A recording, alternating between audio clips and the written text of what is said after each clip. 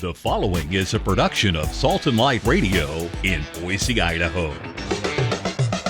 Kick off your work boots and pull up a boulder. It's time for Man Cave, discussing the issues that affect Catholic men in today's culture. Grab your favorite beverage, pick out a comfy spot around the campfire, and enjoy today's conversation with our two favorite cavemen, Pat King and Brian Howe. Welcome to Pat King's Man Cave, another episode of the wit and wisdom of me and Eddie. Actually, no, this is the first time. Eddie's been by my side for the last 2 years now doing our live radio show on Salt and Light Radio. Of course, you can go to Salt and Light Radio, Boise's YouTube channel, and subscribe to theirs, which then you'll get notifications of all the podcasts that come out, Catholic Cocktail and Something Trinity Does, and then of course my Man Cave show. That's the one you really should go listen to. Anyway, so Eddie is by my side every Wednesday morning on our live radio show, and it never dawned on me to ask him to be interviewed. He interviewed me for his podcast, but actually it's because I wanted him to get a little older, a little more wisdom in him to really be worthy of my show. So I'm not going to let his youth and inexperience be a problem for me to ask the proper questions and really grill down on his life. But he has a podcast called Catholic Con. C-O-N, period. And when I first saw that, I thought, what the heck is a Catholic recon? And I didn't really pay attention to the periods in between because I'm just, your initial look, you're going, what the heck is Catholic recon? And it's Catholic reverts and converts. He doesn't know how to spell. So, he kind of it was just easier to put that. It fit in the title, he said. So anyway, he has one that he interviews former Catholics returning to the church or new converts you've had them from atheists, you've had a Jewish convert. Have you had a Jewish convert? No, Islam. Islam, okay. Yep. And I know it was an Eastern religion, and then you've had Protestants up the wazoo. Many different denominations. Pastors, yep. and what's the highest rank someone has gotten that has, in the non-denominational pastor converting to the Catholic faith. Did he have a mega church? He was a pastor of, I don't know if it was a mega church, but it was large. Yeah. For sure. Yeah. Well, and so he's I don't know where he finds them, but he pulls them out and finds them and has these great conversations with them. So hopefully, now he lets them talk. So I'm hoping that I'm going to let him talk and he has some good stuff. Otherwise, it'd just be me talking and to make it really why good. Talk? Yeah, right? Why have him on the show? So,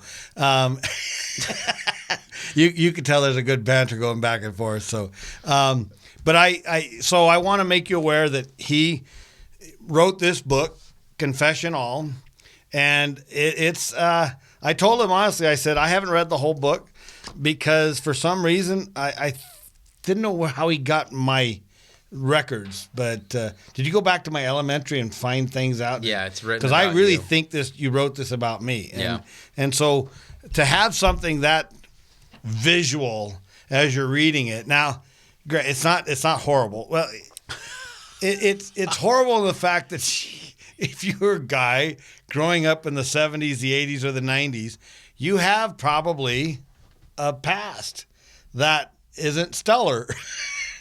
Eddie here, cradle Catholic, grew up kind of. You were an altar boy, weren't you? For 10 years. Yeah. So I went down that same path, and it's like, oh, dude, how did you know so much about what I did? All the mistakes. So this is the reason why you have a podcast. I have a podcast. We have a radio show. Men's ministry. Yep. Is to help. Hopefully, we catch some of the men young enough to keep them from that path. But this is also a show for men that are trying to figure out, how do I find closeness with God? Yeah. Closeness with my wife. Yeah.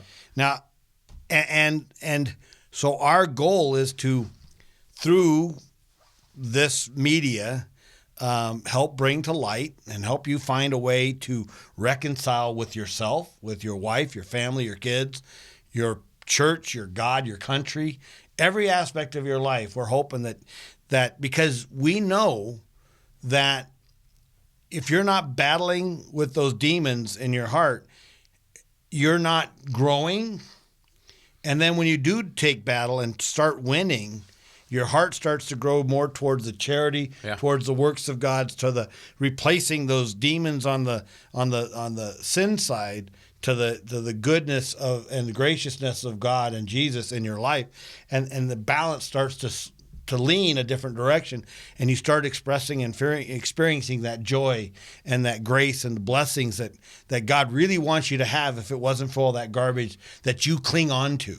Yes. So, one of the things that it says here as the subtitle is a humiliating, tormented pilgrimage to God's will. And guess who helped him write the book and edit the book? His own wife. So, she's a saint. My ex-wife probably would have killed me because she just didn't understand the Catholic understanding of forgiveness and confession and all that. So this really confession all is very much in line with Augustine's confession about how he just opened himself up and just let everybody hear it. Well, in the case of Augustine, he's writing to God. In my case, what I was trying to do when I started journaling everything that was happening in my life, it was addressed to myself and also hopefully other men that would identify examination of conscience on paper with that person. As I'm describing certain parts of the journey, I wanted men to maybe say, yeah, I'm dealing with that as well. Yeah. Or how should I proceed? That kind of thing. Well, and it's amazing how if you're really honest with yourself, how direct you are and how open you are, and again your wife, she's right there alongside with you. It doesn't make any sense. Yeah, it's like, holy moly. So very good book. You can get this on Amazon or Riley's if you're Riley's, if you happen to be in this and come area. to Boise and get it right off the shelf in Riley's. Yep. So it's well worth. If you need to examine your conscience, it helps to hear someone else went the. We often think, oh, no one's ever done this before. No one's ever been in my shoes. No one's ever experienced what I've experienced. Billy Graham. See, when I was, back when TV was in black and white. Yeah. I thought. Yeah. Again. Back when you were black. See, again, his youth and inexperience is, got a hold of him, and I'm going to try and bring out some wisdom. Let's hear about Billy. So Billy Graham was on, he did these great big tent revivals. Oh, yeah. And he would do them in stadiums and things like that. Oh, yeah. And they used to televise them on TV. So back in the black and white TV days, I'm sitting there as a young man watching this. And Billy Graham, one of the things I remember more than anything he's ever said was that the modern man is not very creative. We have not created a new sin that hasn't been done and written about in the Bible for thousands of years. Yeah. So we're not very creative. We find different words for them, or we have maybe go about them in a different way, but it's still the same sin. So we have not created another sin. So what he's meaning by that, and what I took it to mean, was that every sin that's ever been out there has been done. Yeah. At some point in someone's life along the way for thousands of generations. Okay, so, dude, you're not special. Yeah, you're not a special sinner. And that's what priests will remind parishioners of. Hey, there's nothing I haven't heard, and yet the man that goes to confession is still going to be shaking. Like you don't know how bad it is, and the priest is saying, that you need to say it. You need to express it And that's where the contrition comes in and Well, I got to healing. tell you, I snuck back behind where the priest sits in the confessional, Yeah. and he doesn't have a chalkboard up there Yep. with your name and That's going, good. that's one. That's, tally. He's not tallying it up. Yeah. He's not looking at, okay, sin of fornication. Yeah, 43. He's not tallying the whole church up. He's not recalling everybody's sin back there. He sits back there and great consternation and focus on what he's hearing so that he can best relate to you how to communicate back to you like, son, Oh yeah. you're forgiven. Yeah. And when you go through that confession, I don't know about you, but it's like, wow. I mean, it's like someone hold me down, Yeah. I am not as heavy as I was when I went in there. Absolutely. Trust me, and I'm a heavy guy. Yeah. Well, what's funny about the book is, all of the confession that I detail, this is happening while my wife and I are attending a Protestant church. So here I was, raised Catholic, went to confession. I don't know how frequently I went to confession, but stopped going probably when I was 21. College did you in, right? Oh, yeah. 100%. But the confession, as I say, it's like a confessional, but it's a confession all because it was a scrupulous vomiting on my wife, so to speak. Like she became a confessor. So again, we're Protestant at the time, so I wasn't even thinking that the sacrament of reconciliation was an option. I just felt. Do you want me to tell you about how this started? Hey, this is dude. This is exactly what Okay. I'm trying to get out of you. All right. Well, I then told here you, we go. I'm gonna make you feel uncomfortable. The hot seat's on, man. So it was September of 2017, and I was on a walk at a park, and that's where the book what starts. were you doing for a profession back then? I was in the wine industry. So you were Marketer. around alcohol, Yes. booze, probably a little bit of promiscuity around. I mean, the temptations of life. That were lifestyle was very much And you were- vice. present. You were driven. selling wine, right? So you Selling were wine. going to events Correct. to host, and a lot of times traveling by yourself, I would assume. Correct. So there's a whole lot of world out there facing you. The biggest issue, when you call that out, that was more of the alcohol. The Right, the but it all connection. play- It all yeah. plays together, Yeah, of course. yeah. No question. So I'm on this walk, and there was nothing else going on in our lives that would have led to this.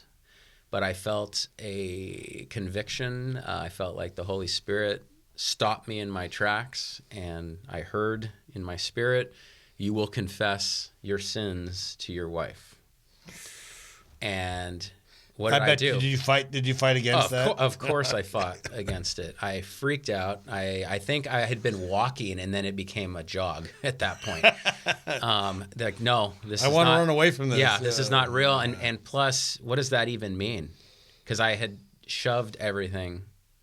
You so justified everything. I justified everything. I had shoved everything so far down that to be confronted meant, oh man, this is not possible.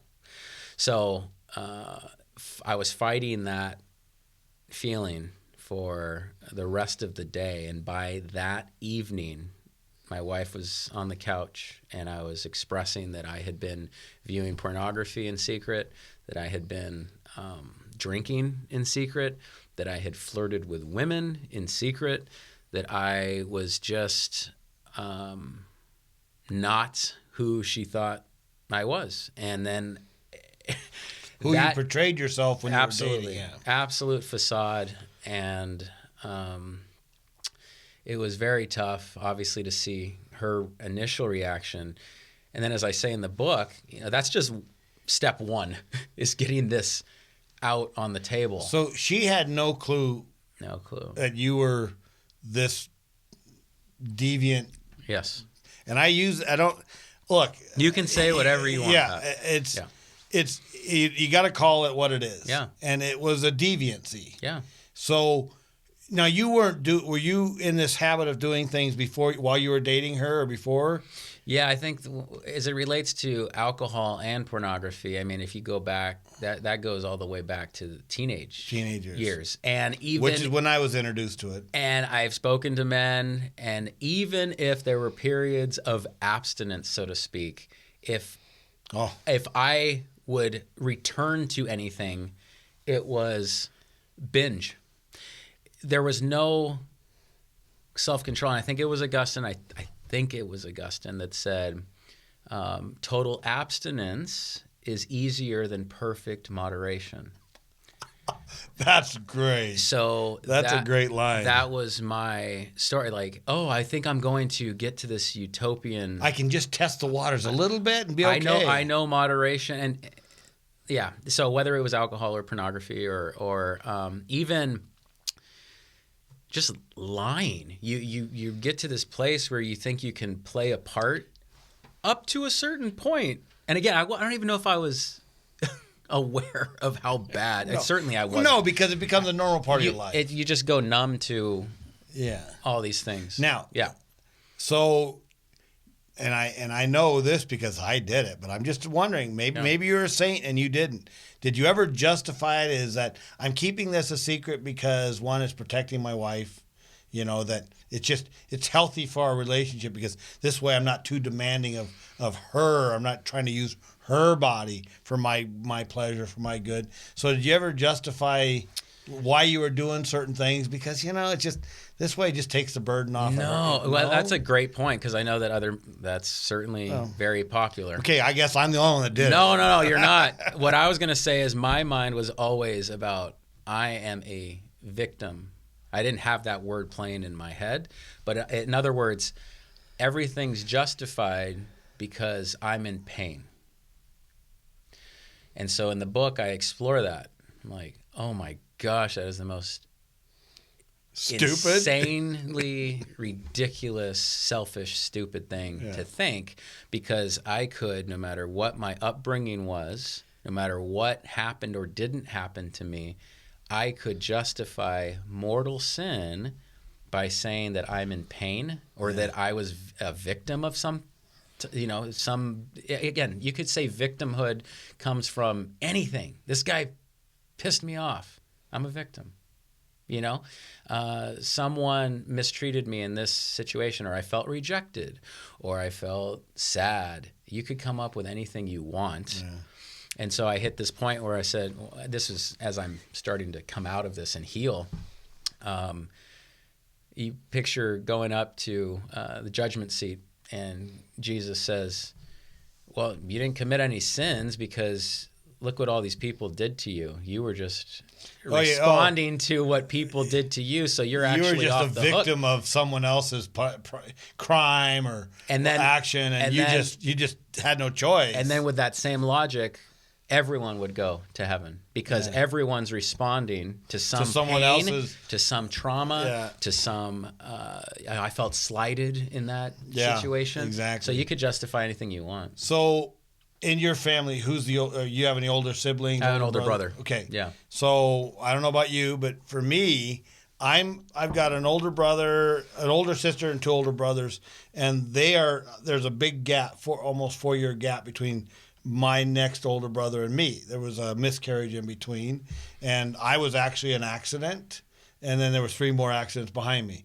So there's 7 kids in the family. Oh, that's right. Yeah. But there's a 4-year gap between my brother and I because of the miscarriage or the stillborn, or I don't know all the facts. But so I'm sharing the room with 3, small house, 3 boys in one room, and my introduction to pornography, and not pornography in the sense of the actions of between 2 on a video, but just Playboys and things like that. It's all was that I was, I think, 8 or 9 when my brothers had Playboys and I found them. Yeah. And I was very curious and now that's all I was at that point.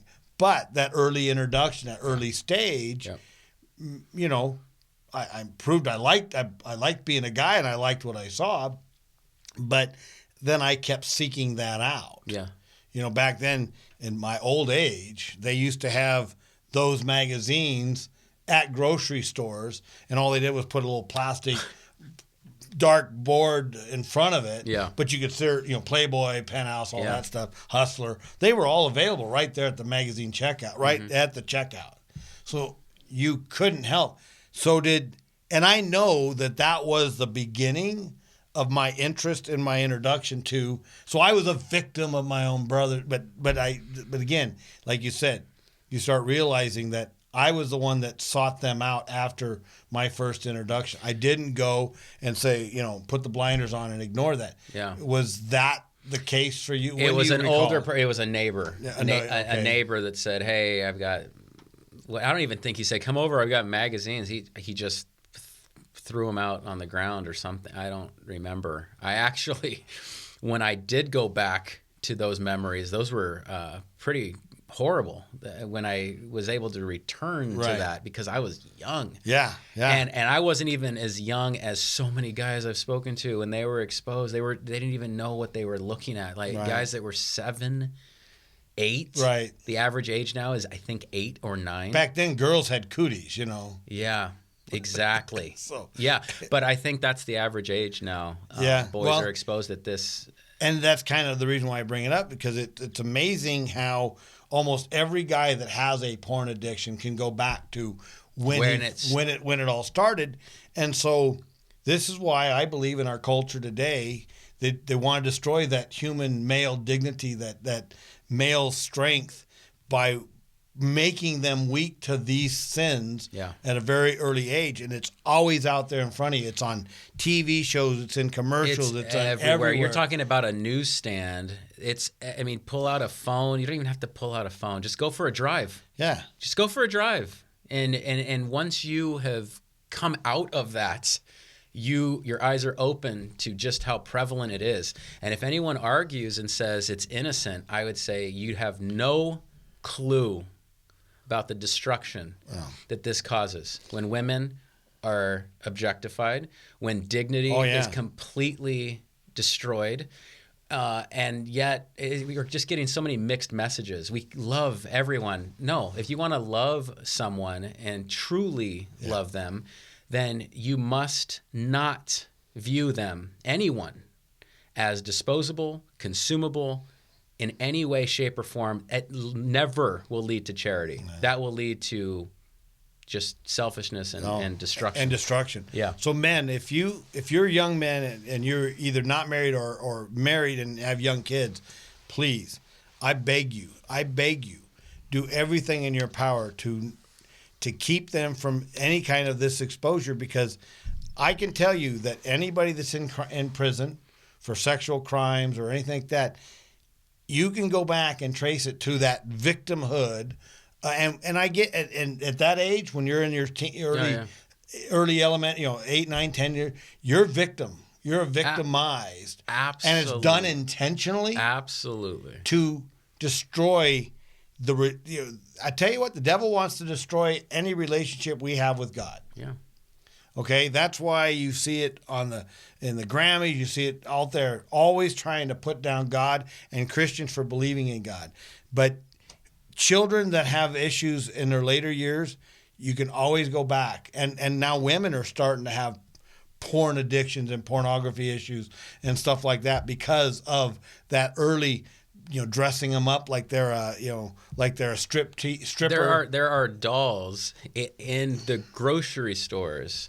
These dolls that are supposed to appeal to, 5-year-old girls, and they're dressed provocatively. I have no idea why that would be promoted. Even someone that's selecting these things for the grocery store toy section, which is like this wide, right? Probably some deviant buyer. Oh, that looks like a great toy. No, I would speak out against any form of that, because that is not valuing girls. It's not valuing, and it certainly leads to not valuing motherhood. It certainly leads to not valuing life in general. And again, you can't see that connection until your eyes are open to how bad it is. And then you're viewed as a freak. So I cover that too. It's like, I'm the freak because I'm running from this. Now that I'm aware of it, it's everywhere. Yeah. Well, the guys that have issues and then make a decision that they want to shun this crap, they have a real battle on their hands. I mean, I can't speak for all the guys, but the intensity of the reality of evil was cranked up to 11 after I confessed. It wasn't like, oh, this weight off of me. Yeah, no. It was more attacks. It was almost like now the battle begins. Yeah. And from thoughts to dreams to feeling like you're being assaulted visually everywhere you go, I tell men, like, yeah, you're going to feel like the freak because you think that this is abnormal. In other words, what is portrayed as normal is absolutely abnormal. So you got to look at when you actually truly confess, when you start to relieve yourself, you're actually making the first bomb attack on the enemy's always just kind of placating things, pushing things, but you're actually now saying to them, okay, I'm going to attack you. Yeah. When you confess your sins, you're throwing the first bomb. And so when you're doing that, they're going to retaliate. Yep. From every angle. And I'll watch the quote. I think that's a good another podcast. No, that is St. John. Oh, sorry, who was it? St. John. Anyway, I have a quote in here. It was basically the demons they're not having to put in work because their talons are in you in a sense. They aren't even breaking a sweat with you. They're not breaking a sweat because you're already doing work of the flesh. Right. And when you say, I'm done with the work of the flesh, they're like, okay, awaken, attack this person that wants to actually be in step with the Spirit. And that is the journey of every man that's trying to pursue virtue is, there's actually a fight here. I can't just snap my fingers and be perfectly in step with the Spirit. No, there is a real fight, and many, many people will have described what that fight looks like. So I've got a lot of questions in my head, but one of these things that I hear especially from the non-denominational, I was non-denominational for about 25 years. And I was for 10. Yep. And you're how old? How old are you? 40. So he's 21 years younger than me. So it took him a lot less time. He's a smart man because it took him a lot less time to figure out where he needs to be. Me, I had to, but see, I use the old adage that I was kept down because the devil kept taking a 2x4 and hitting me upside the head, and I kept falling backwards. And then I realized when I became Catholic that it wasn't the devil that was hitting me upside the head. It was Christ. It was the Holy Spirit that was using. The devil doesn't care if you're failing. He wants to encourage you to fail. He's not going to knock you upside the head with a 2x4. Those slings and arrows don't happen until God gets your attention. He's the one that says, it's okay. You deserve this. You deserve this. You are justified. You're a loser, but hey, in the same breath, but we love you. You're a loser, but man, you're doing the right thing in this moment, right? Killing that baby is a great way to help yourself grow. It could be any sin. Yeah. And you're being praised or given permission, and you're also being condemned. You're also being accused. It is an absolute train wreck. And so that's why we talk about that's slavery. Yeah. Slavery is not the Christian. No. It's not following a dogma. It's not the virgin. It's not the virtuous person. They are free. Yeah. They have made phenomenal, grace-filled decisions, and they can enjoy the fruits of those decisions, even if you don't see the fruit when they're 23. Maybe that fruit's going to be when they're 55, and they have a stability, they have a peace about them that when you're a teenager, it was like a joke that someone is saving themselves. And now you wake up one day and you say, oh my gosh. What kind of life are you going to have doing that? You got to experience life. You have to experience life. And yet another absolute train wreck. That's not how you experience life. No. You want to experience disaster. That's what you do. Well, so I our friend Dave Fortin, he has his own podcast. Along the way, down the hall, down the hall, Dave, along the way. We got to give him with some casual conversation. Yeah, he's got a weird title, but you can find him down the hall, Dave. It's along the way, and it's with down the hall, Dave. Yeah, okay. Which is a cool name, and it's castingthe.net. So he's got a really good website, castingthe.net. Go look at that. But anyway, and having a conversation. Prior to me doing an interview, we were just talking. I met him back for some training with the Knights of Columbus, and so we became friends, and we would just call each other and talk. And he says, you've got this phenomenal joy about yourself. I mean, with all the things you've done, how do you have it? He said, that's the freedom of free will. Is that when you start realizing I'm still a sinner. I am nowhere near sainthood. I'm striving for better all the time, but why I do this Man Cave show. But because my joy is not a forced joy. It is not, it's a result of uncontrolled ability to be happy. I can't stop it. It's something that because the acknowledgement of where I was. I thought I was happy before because I would drink or I'd go to parties and events, go to sporting events. I was having sex with my wife. All those things that you think are fulfilling and happiness. I had a good job. I was making money, making lots of money. Those things were so temporary and so inconsequential to real, true joy and happiness. Folks, I've said this on my podcast and other testimonies.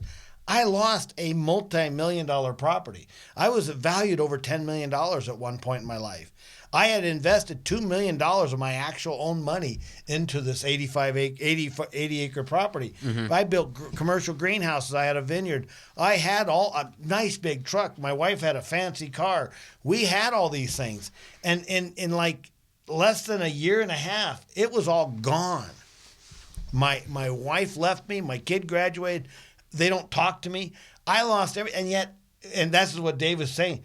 You've lost all this, and yet you have great joy. Because I'm not burdened with the pretentiousness of those fake gratifying things.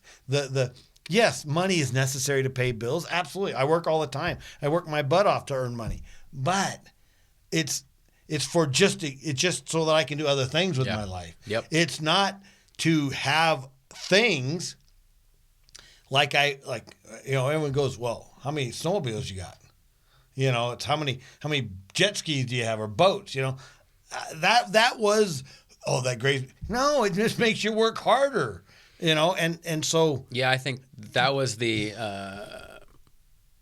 allure in part of the wine industry. Yeah. Was it's like I bet you a lot of people envy. Oh wow, you had a wine job. I bring it up to this day. And they'll say, "Oh, where were you selling it?" And well, he was in wine country. Yeah, and in Napa Valley, and then you would see you're getting spoiled, but over time you stop appreciating. You even take that for granted. You take it all for granted. I remember several people would say this as I'm hosting a group. They'd say, "Oh, this is once in a lifetime. We came from I don't even know which country, right?" And they said this drive up valley is probably it's a dream to us. And I'm sitting back. That's my commute every morning. And I'm like, yeah, it's vineyards. But they were saying you don't understand the sun hitting in this spot, and they were really taking it in. And I'm just sitting there like, yeah, thank God. I wasn't even in relationship with God. I wanted to quote one thing from, not from me, from Venerable Fulton Sheen. This is fantastic. Good. Did you ever watch his show, Life is Worth Living? Yes. Yes. When I'm that old. No. This is on YouTube now. No, so but I've seen them. Yeah, I've seen them on YouTube. But actually, I did see them. I don't know if they were on live when I was born in '61. but I do recall seeing He them was still on the TV, air yeah. in the and the I do 60s. recall seeing it because they were black and white. Yeah. And I do and that was something my mom really liked. Well, they're on YouTube now, Yeah. which is fantastic. I have the CDs, but they're not just the audio. Okay, yeah. So he said there is a repression of reason and moral law very often in order to express the lower instincts. So when you hear about carnality, base man, that's the lower instincts. And he said the argument that such an abnormal person will give is, well, it's natural, isn't it? Yeah. Shouldn't one follow one's nature? This is the end of one of his episodes. It was called How to Psychoanalyze Yourself. Yes, I actually saw that. So he goes, shouldn't one follow one's nature? And then he turns to the camera. He goes, certainly one should. And he's like getting so loud. But what is our nature? Our nature is not that of a goat or a pig. Our nature is rational. We're human beings. He's yelling this. Governed not by a subconscious mind, governed by a reason, and governed by a will. And it is false to say we can always cure a psychological complex by a physiological outlet. And that just summed up so much of I've the actually journey. seen that YouTube. What was the name of the How to YouTube? psychoanalyze yourself. Okay. It's one of his best. I mean, I was in tears when I first saw that episode. In the process, as I'm journaling, that's what's so crazy. I'm journaling, not realizing this will be a book, and I'm writing down quotes, and then it starts like fitting together in what what God is showing me. So to add to that, I've mentioned this several times to Eddie and on my radio show and the podcast, but I reiterate it every time because I know this is a problem with everybody in society. Anybody that's a sinner, anyone that gets away with things and never gets questioned. It's the emperor has no clothes situation. And so I modernize it by saying the biggest problem most people have is there's not an adult in their life to help. There's not an adult in the room to help focus their reality on what's real, on the truth. You can sit there if you were just say a group of men whining and complaining about this sport team and that sport team, and there's no one in there says, is that really what's important in your life? Yeah. Isn't there room for God in your life? Isn't there, that song that, sitting around talking God, drinking beer, talking God, sitting around a fire. Yep. Men don't do that. Men don't challenge each other enough to do that. Again, this is why the show exists, is that we don't, but women get divorced because no one said, is your husband really that bad? They just go, oh, you poor thing. Yeah, divorce must be the only way you should go. Or why do you have an abortion? Because my life it'd be so hard with a baby. But my life would be better if I didn't have this burden, this noose around my neck, keeping me from my greatness. And there's not an adult in the room to say, you're killing your child. Well, this ties to, and it's both, obviously both ways. I think that men, if a man comes to his friends and is talking about divorce, it goes the same way. Yeah, exactly. It's counsel the doubtful, admonish the sinner. Exactly. And and I've had to work on this, and I will work on it the rest of my life, is to have the backbone to even say, you're blowing it, dude. And I don't want to say, people should have said that to me. They didn't even know. But if a guy is openly talking about what he's dealing with, gently admonish the sinner. Well, you have to know based on your relationship with that person. We are at a point where I could just smack you over the head if you came to me and said, I'm dealing with something. But if someone is just new to the faith, you've got to be shrewd.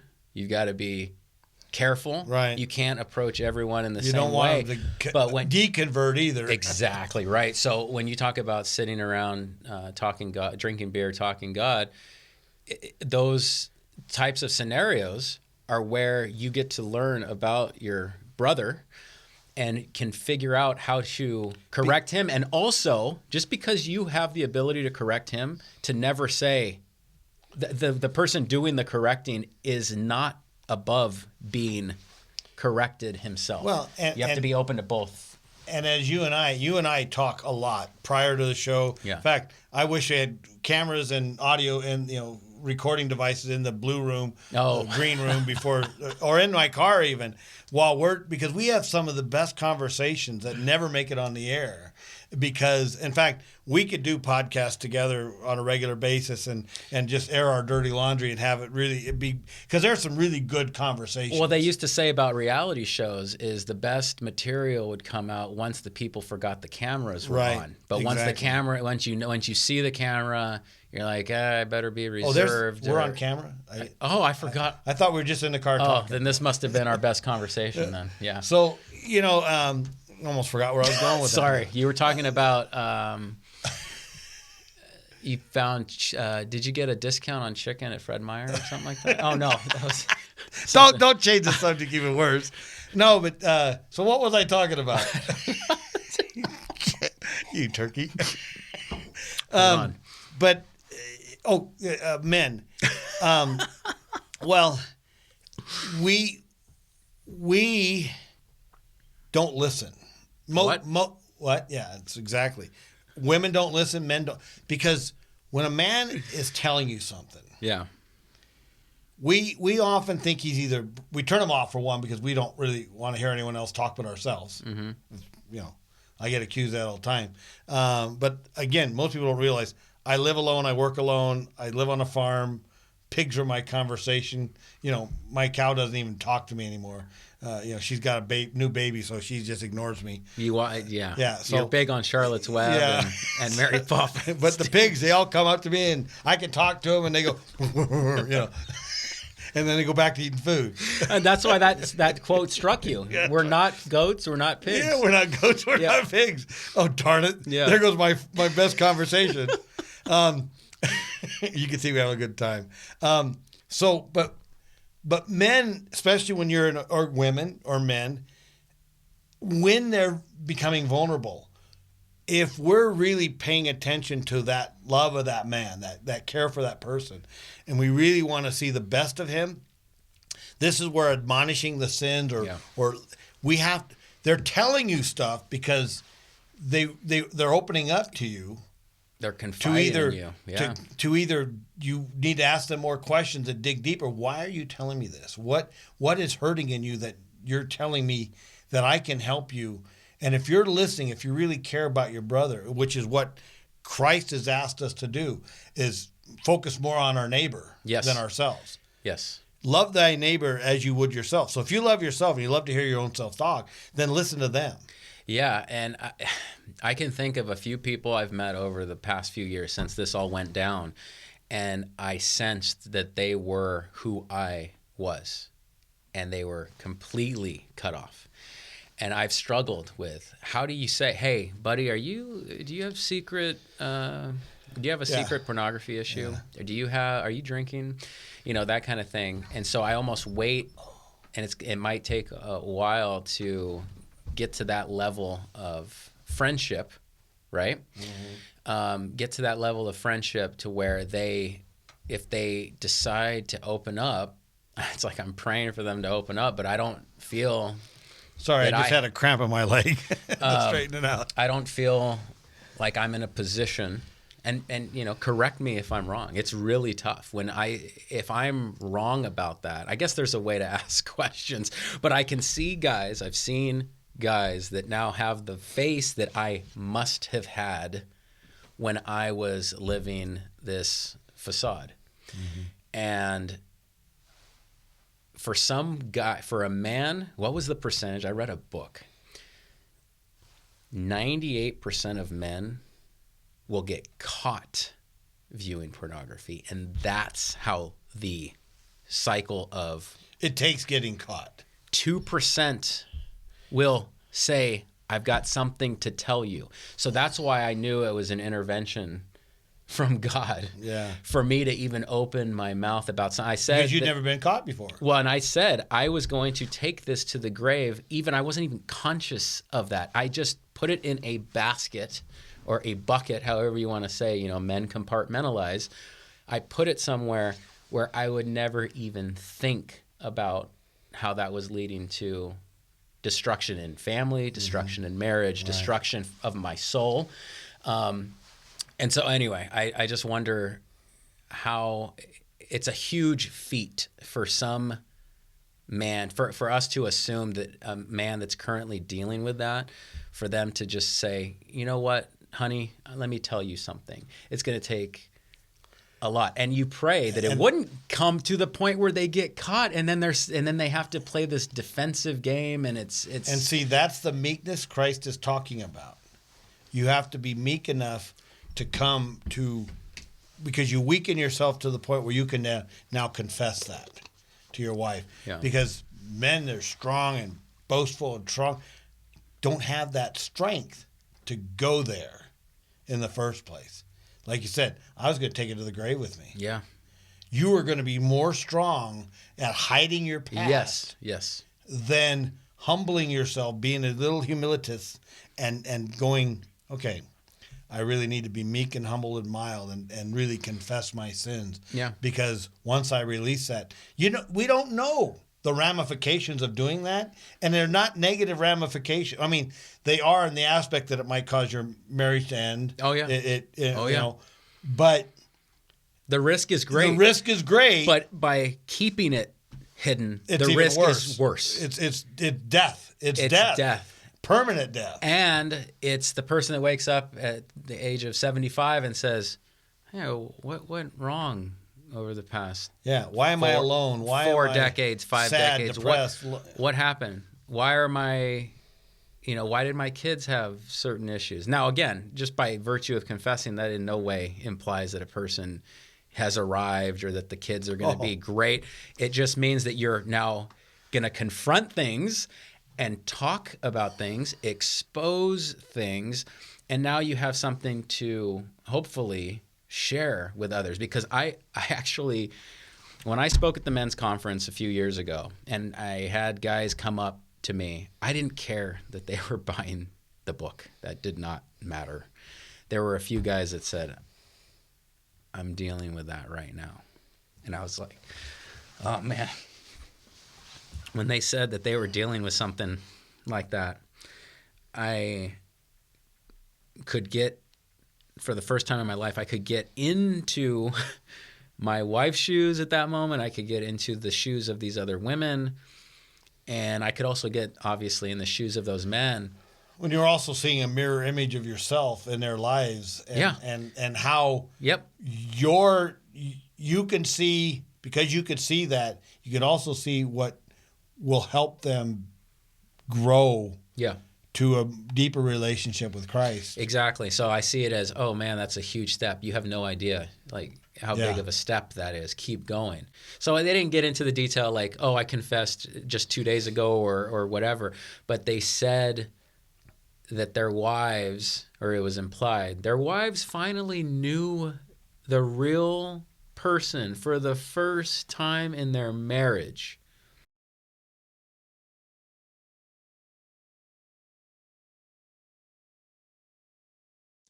Saint Michael the Archangel, defend us in battle. Be our protection against the wickedness and snares of the devil. May God rebuke him, we humbly pray. And do thou, O Prince of the heavenly host, by the power of God, cast into hell Satan and all the evil spirits who prowl about the world seeking the ruin of souls. Amen. In the name of the Father, and the Son, and of the Holy Spirit. Amen. We hope you've enjoyed this episode of Man Cave, a weekly podcast discussing the issues that affect Catholic men in today's culture. A production of Salt and Light Radio in Boise, Idaho. To learn more about our ministry, please visit our website, saltandlightradio.com.